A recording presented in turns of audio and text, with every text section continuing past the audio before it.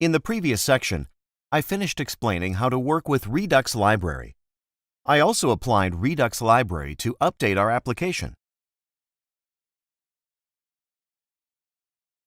In this section, I want to assign to you a small exercise to reinforce your knowledge. First, I'm going to copy the previous project into the new project.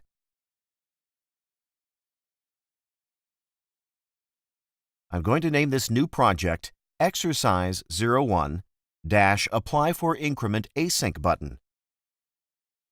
Please press the pause button to stop this video temporarily to do this exercise by yourself in this file.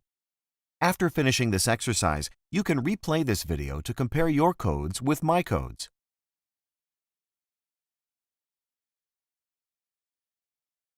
At this point, I think you have already finished this exercise, so I will give the solution so that you can compare your code with my code.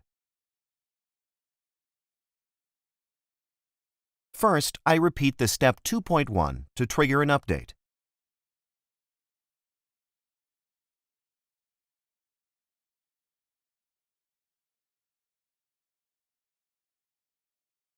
I change type property of action to be increment to describe what we want to update.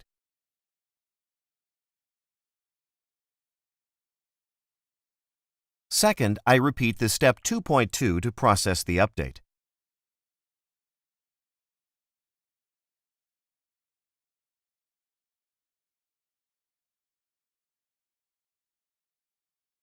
The action at step 2.1 has type equal to increment. Then I change the case here to be increment correspondingly. The Increment Async button helps to increase the value here. Then I update the minus sign here to be the plug sign. At this point, I've finished this exercise. As you can see, it just takes a very short time to extend the application with new features. Let's check the browser.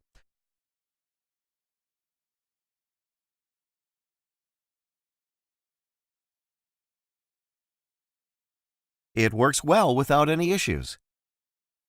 If you can finish this exercise by yourself, I think you are already familiar with Redux. For that reason, I want to delete all console log to make our project cleaner.